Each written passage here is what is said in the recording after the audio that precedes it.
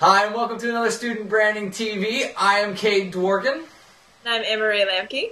And this is our weekly installment into kind of what we see out in the student branding world and how we can help you get kind of your brand under control before you head out into the big, bad, real world, or in some of those cases, back out into the big, bad, real world.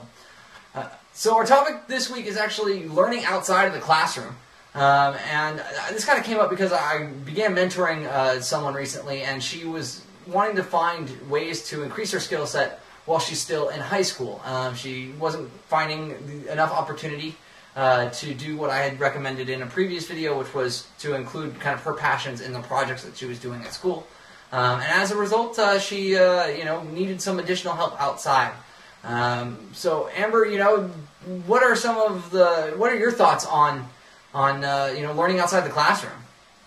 Well, I just think in general, I think it's really important to take what you learn in the classroom and find a way to actually apply it, because if you're not applying, the knowledge and learnings that you have day to day, week to week, then you're not really grasping the concepts. You're not really seeing how what you learn turns into something real and tangible. So I think it's really important to, either through hobbies like blogging or jobs and internships and just all the activities that you do outside of the classroom, find the things that you sort of naturally do, the things that you're good at, and apply those learnings and, try and just create success. Because I think it's really important to be able to say, this was my education, and then here is how I took that education and actually translate it into something tangible.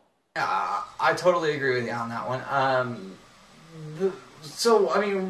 One of the biggest tools that I found in this actually was, the Personal MBA, which can be found at personalmba.com, and it's run by a guy by the name of Josh Kaufman.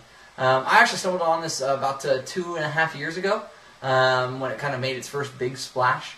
And as a result, I ended up doing a lot of the reading from the first PMBA before I actually went and got my secondary business degree, which was kind of an MBA.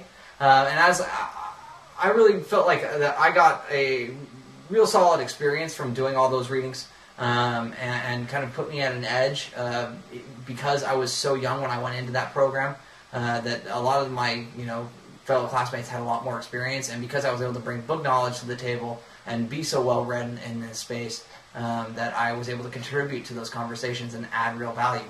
But I know, Amber, you've got a source that you absolutely are passionate about and want to promote.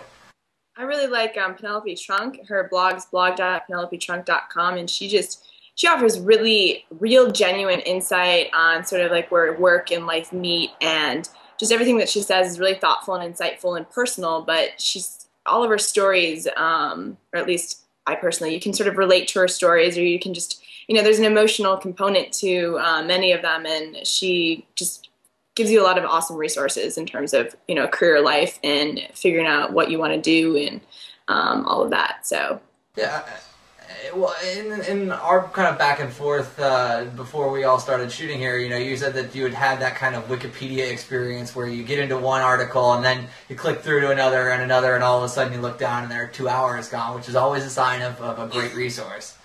Exactly. Yeah, I literally spent 2 hours today because every single post she links probably 5 or 6 things that are just as insightful. So I found myself like, ooh, click, click, click, click, click, and then 2 hours have gone by and I'm like, what have I been doing? Yeah. So. Well, very cool.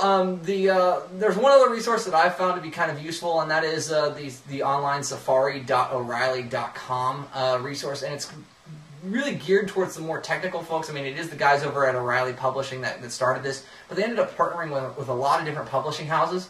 And so what you'll find is a lot of different business books and books that are kind of offbeat for what that initially was.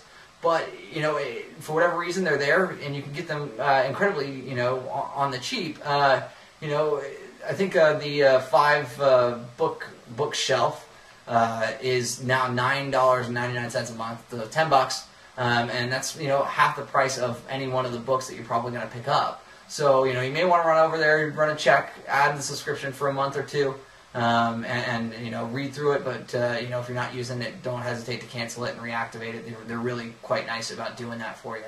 So, you know, that's kind of where we see, you know, learning outside the classroom. You know, you can always send us an email with your thoughts and great resources at studentbrandingtv@gmail.com. Or you can read up on what our contributors over on the blog are saying, and that's at studentbranding.com. Once again, my name is Kade Dworkin. I'm Lambke, and we'll see you next week. Absolutely. Have a good one, guys.